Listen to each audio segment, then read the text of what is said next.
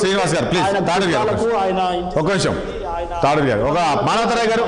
గారు రైట్ ఈయన అంతే రేవంత్ రెడ్డి కేసీఆర్ అయినా అంతే ఒక్క నిమిషం ప్లీజ్ ఒక నిమిషం మానవతరాయ్ గారు ఎందుకు ముఖ్యమంత్రి గారు ఈరోజు మాట్లాడిన మాటలు దీనిపైన సో కాస్త అంటే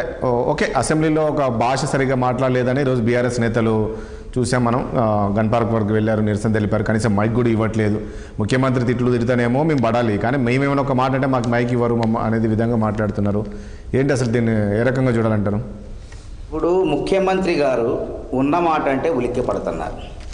మాట్లాడమని మైక్ ఇస్తే మాట్లాడటం చేత కావట్లేదు మాట్లాడితే ఎక్కడ సమాధానం చెప్పాలో అని చెప్పేసి ఆడలేక మధ్యలో కూడా అన్నట్టు వెనకడికి ఎవడో ఒంగోలేక మంగళవారం అన్నాడు అట్లుంది బీఆర్ఎస్ నాయకుల కథ కాబట్టి ఇప్పుడు మైక్ ఇచ్చినప్పుడు దానికి సమాధానం చెప్పాలి ముఖ్యమంత్రి గారు ఏం మాట్లాడో దానికి సమాధానం చెప్పాలి అంతేగాని చర్చను పక్కన తప్పించుకునే విధంగా చర్చలో పాల్గొనకుండా తప్పించుకునే విధంగా అమరవీరుల స్తూపం దగ్గర పోతే ఏం ప్రయోజనం 10 ఏళ్ళు అధికారంలో ఉండి అమరవీరులను పట్టించుకున్నారా ఉద్యమకారులను పట్టించుకున్నారా తెలంగాణ ఉద్యమ ఆకాంక్షలు నెరవేర్చారా తెలంగాణ రాష్ట్ర గీతాన్ని అమలు చేశారా ఇవన్నీ ఎంత చేసినా ఏం ప్రయోజనం అడిగిపోతే చేతులు కాలేక ఆకులు పట్టుకున్నా ప్రయోజనం ఉండదు గుర్తుపెట్టుకోండి ఇలా మూసి పునరుజ్జీవనం అది మూసి సుందరీకరణ కాదు పునరుజ్జీవనం అంటే ఒకప్పుడు స్వచ్ఛమైన జలంతో కలకళ్ళాడినటువంటి మూసి నదిని మళ్ళీ అదే రీతిలో తీసుకురావాలి దానికి ఉదాహరణ మనకు ఆదర్శం ఏంటి మనకి సబర్మతి ఆశ్రమం సబర్మతి నది గుజరాత్లో ఉన్నటువంటి దాని పక్కనే 1917లో మహాత్మా గాంధీ సబర్మతి ఆశ్రమాన్ని నిర్మించారు ఎందుకంటే అక్కడ పవిత్రమైన నది చక్కని వాతావరణం ఉంటుందని కానీ ఈరోజు అది మొత్తం పాడైపోయింది కానీ నరేంద్ర మోడీ గారు అక్కడ ముఖ్యమంత్రి కంటే దాన్ని అభినందించాలమ్మా ఏ పార్టీ అయినప్పటికీ మంచి చేస్తే మంచి అనాలా చెడు చేస్తే చెడు అనాలి ఆ సబర్మతి నదిని మన ప్రక్షాళన చేయడం కోసం లేకుంటే పునరుజ్జీవింపు చేయడం కోసం వారు 10 సంవత్సరాల పాటు కష్టపడ్డారు ఆడ మన దగ్గర 10,000 పైన కుటుంబాలు మాత్రమే మూసి నది బఫర్ జోన్లో ఉన్నాయి లేకుంటే గర్భంలో ఉన్నాయి కాబట్టి అక్కడ సబర్మతి ఆశ్రమంలో సుమారు 17,000 మంది కుటుంబాలను బయటికి తరలించారు వాళ్ళు అన్ని రకాలుగా వెసులుబాట్లు కల్పించి ఈరోజు గతంలో ఎట్లా సబర్మతి నది ఉన్నదో అదే విధంగా ఇప్పుడు ఆ నది ప్రవహిస్తుంది చక్కని స్వచ్ఛమైన జలం ప్రవహిస్తుంది అదేవిధంగా మనం కూడా ఒక మంచి ఆలోచనతో హైదరాబాద్ నగరం అంటే ప్రపంచ నగరం ఇది ప్రపంచ దేశాల ప్రతినిధులు వస్తుంటారు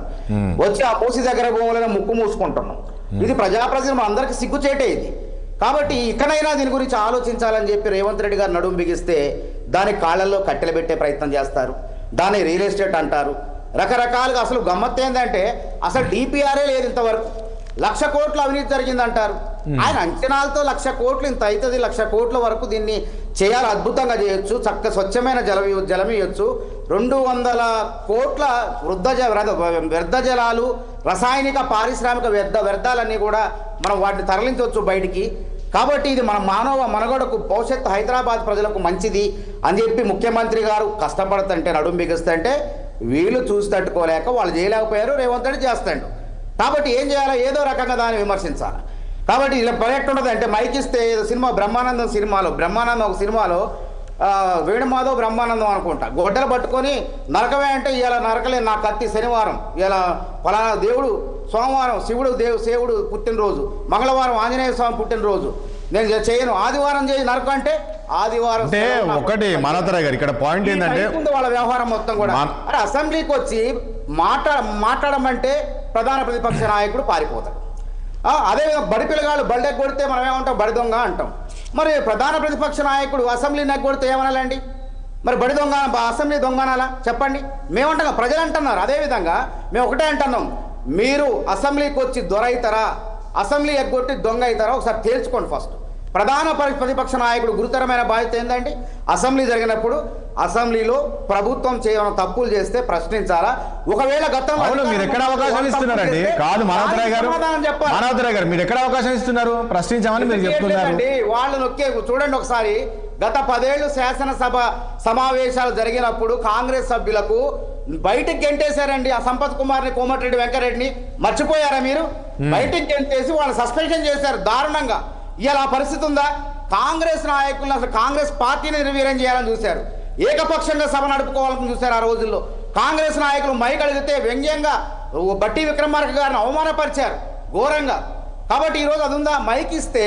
మాట్లాడటం చేత కాక ఒకవేళ మాట్లాడితే గతంలో చేసిన పాపాలు తప్పులు అన్నీ బయటపడతాయని చెప్పేసి ఇవాళ ఏం వంక అంటే ఈ వంక అంటే వంక ఏది మాకు మైక్ ఇవ్వట్లేదు, మైక్ ప్రచారం చేయడం. జనాలు తెలంగాణ ప్రజల గొర్రెలు కాదండి, చాలా విజ్ఞులు, చాలా గమనిస్తున్నారు. ఇవాళ ధనిక రాష్ట్రం అప్పుల కుప్పగా మార్చిన ఘనత మరి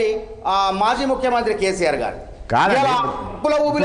ఒకటే కాదు మానవతరాయ్ గారు అసెంబ్లీలో వాళ్ళు అడుగుతున్నది ఒకటే, మీరు ప్రక్షాళన చేస్తా అంటున్నారు రాజేష్ గారు. అసెంబ్లీలో సబితా ఇంద్రారెడ్డి గారికి లక్ష్మారెడ్డి గారు, సునీత లక్ష్మారెడ్డి గారికి, తర్వాత శ్రీనివాస్ యాదవ్ గారికి మైక్ ఇచ్చారు కానీ వాళ్ళు ఏమన్నారంటే మళ్ళీ హరీష్ రావు గారికి ఇయ్యమన్నారు.